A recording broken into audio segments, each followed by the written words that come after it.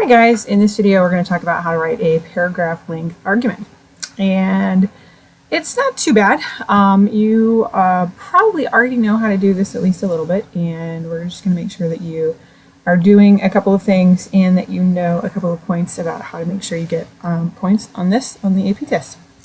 And so to begin with, the purpose of writing a paragraph length argument is to show the AP Physics readers, the graders, that you know how to speak physics. Okay, that's the whole point, is to show you know how to do that. And so remember the vocab definition, which you already have written down somewhere or you have access to on Quizlet, is that paragraph length argument is a coherent argument that uses information and proceeds in a logical expository fashion to arrive at a conclusion. So let's kind of translate that. What the heck is it? It is so if I boil this down, it's words that go in an orderly fashion that makes sense and gets your point across to show your conclusion is right. Whoops, I've left out the L. Conclusion is right. Okay,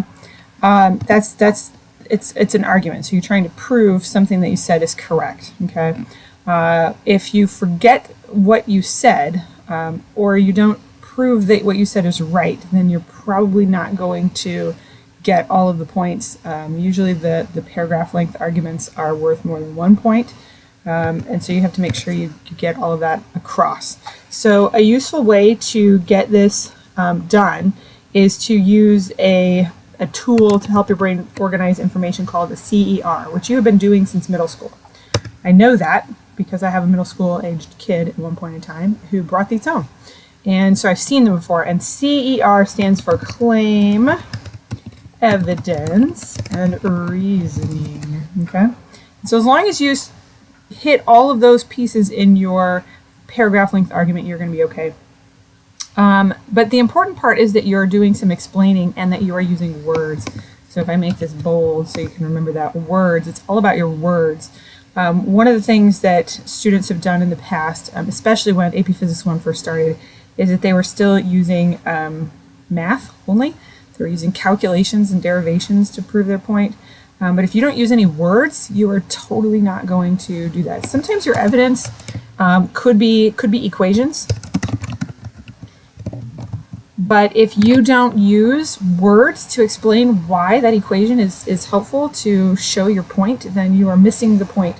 Actually, up to this point, you may have already used equations and explained with words why that equation was helpful to you. So you may have already been doing this, even though you didn't realize you were doing that. But if all you do is use equations and numbers, then you're probably not going to get the points on a paragraph length argument. Okay, and you can tell because it'll probably say write a paragraph. Okay, explanation. Okay.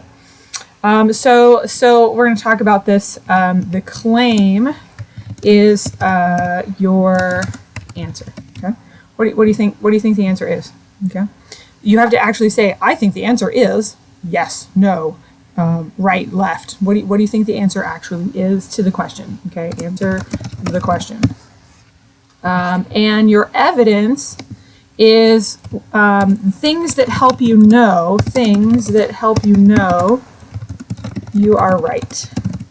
Okay, now that could be, make this capital, so that could be equations. Okay, it could be pieces of information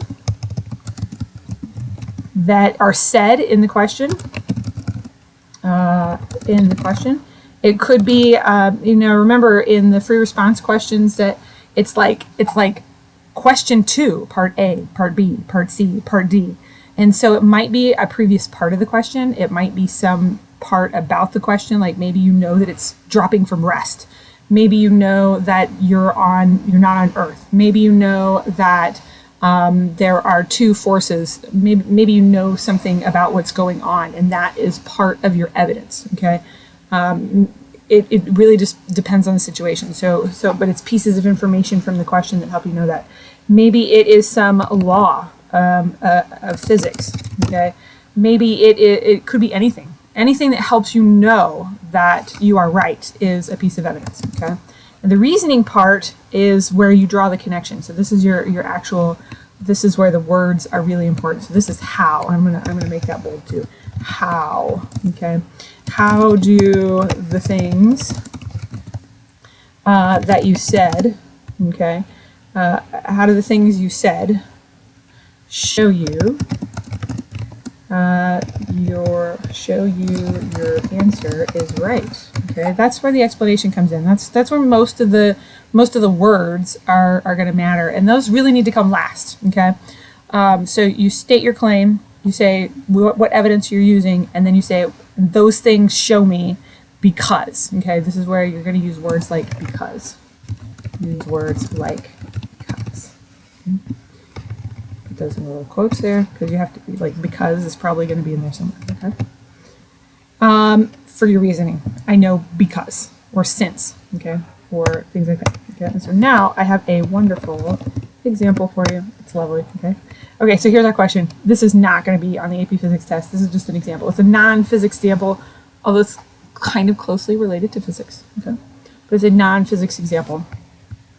This non-physics example is a fun one. Okay, I thought of using a physics example, but I don't want to use them because I want you to answer them instead. Okay, so the question is, are cats liquid? See, I told you it was fun. Okay, so are cats liquid? And here is my paragraph length answer. Okay, oops, answer. Okay, so and I'll briefly kind of label things. So here's my claim. My claim is yes, cats are liquid. Okay. Now notice how I said explicitly what my answer is. I didn't just say yes and then move on to evidence and reasoning. I said yes, cats are liquid. Okay. There's no way that the AP grader is going to misinterpret what my answer is. I didn't just say yes and then move on. Sometimes a question doesn't say yes or no. It says one or the other, and you have to really pick which one you're saying.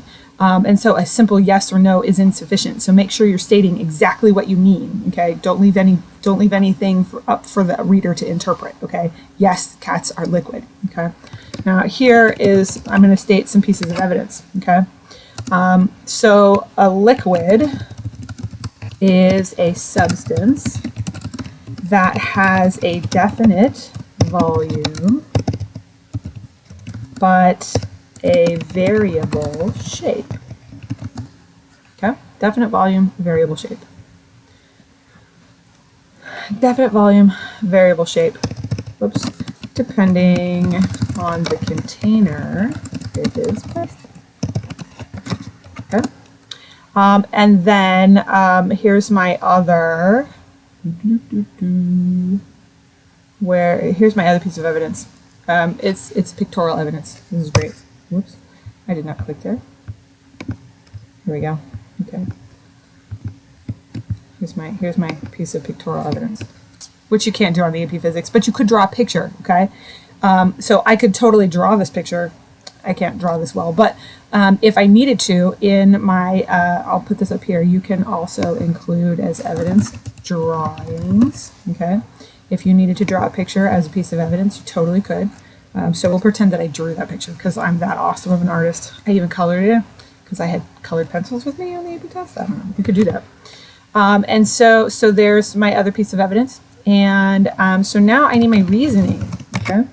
So here's my reasoning. Since cats have a near constant volume, that depends on their food consumption instead of the container they are placed in, but change their shape like that depending on the container,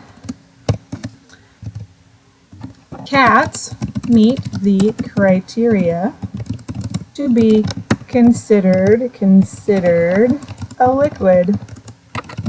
Therefore,